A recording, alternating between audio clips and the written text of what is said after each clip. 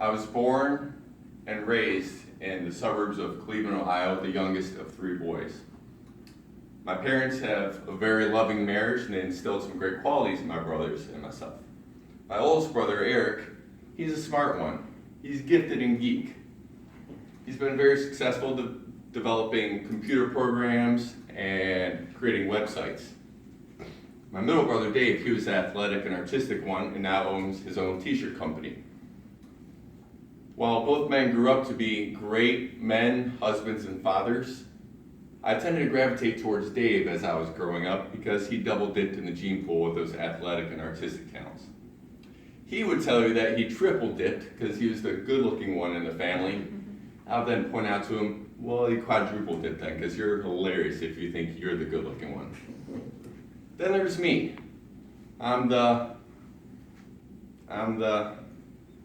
Well, for the longest time, I didn't know what it was.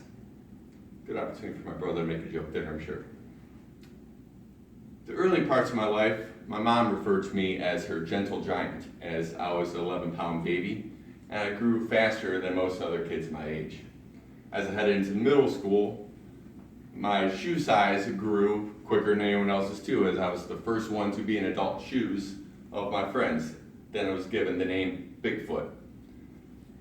I didn't mind that name, but when a friend called me Sasquatch, I got kind of offended, not realizing they meant the same creature, but the one just sounded more harsh. Then as I continued through middle school, my voice started changing. If you haven't noticed, I have kind of a deep voice.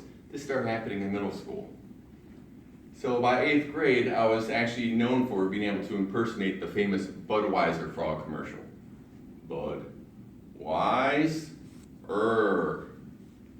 So I had that going for me. But then once I got back into high school, I was a little fish again, and known simply as Dave's younger brother or young Russ. It's kind of hard to deal with in your young adulthood that you're known just as being someone else's sibling. So I started thinking, okay, what is my role? What is my role? What am I supposed to be doing here?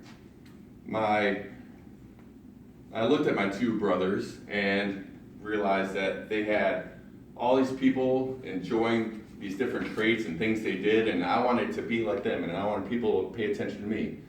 Eric was helping people with computer programs or computer bugs that they were having. David was doing art projects for people, either painting or drawing pictures for them, or he's impressing them with his sports accolades. Well, there's times I would do things on my own that they wouldn't dare do. When I was in 1st grade, I actually did a dance to Michael Jackson's Smooth Criminal, white suit and all, in our elementary school talent show. There was one part on opening night where I did a MJ kick. My shoe went flying across the stage. Quick to improvise though, I turned around, did the moonwalk, slipped my foot right back in. I was told I stole the show, which was awesome to hear, but then there's some reverberations from that performance that lived on for years. Think about it. If your friends and family know you did this dance and you're at a wedding together, they're all going to call you out to the center of the floor anytime Michael Jackson comes on. So did that make me a people pleaser? Well,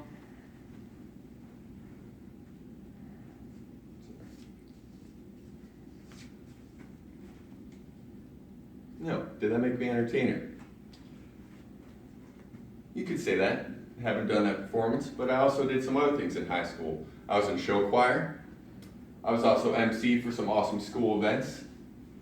And I was the PA announcer for our girls basketball team, which that was a lot of fun because our Berea Lady Braves were back-to-back conference champions in the Pioneer Conference because we had some amazing low post players that could also kick it out to some amazing sharpshooters on the outside for threes.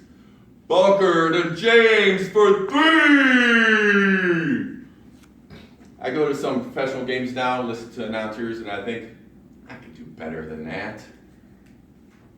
Was I a procrastinator? I'll get to this one later. Just kidding.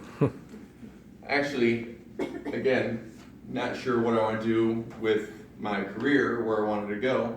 I ended up going to 2 different schools 2 times each. I went to Akron and I went to Tri-C, emerging at best with a real estate license. Of course, 6 months later, the market crashed in the mid-2000s. I ended up hightailing it down to Florida, where I was a mailman for 7 years. That job grew kind of stale on me as I didn't have a full-time position, I didn't have the benefits, and I was also had to take a pay cut the last year I was there. So I knew I wanted out of there, I just didn't know what I wanted to do. So I did what a seasoned procrastinator would do. I put it off. I'll be listening to great music on my iPod or motivational speakers, and I'd be all pumped up, and I get home and I play my Xbox. Or I go to the bar. A lot. Well, thankfully during this time, I also started going to the gym.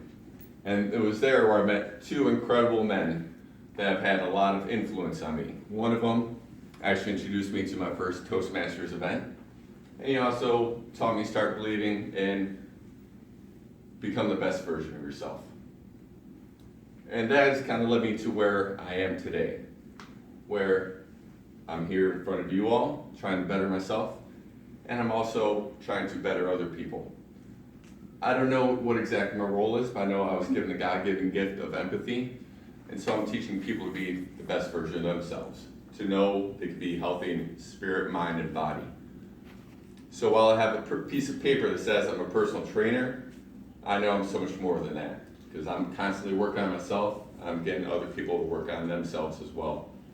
So part of what I do, I consider myself a great facilitator, but that's not all I am. The rest, well, I have the rest of my life to figure that out. Thank you.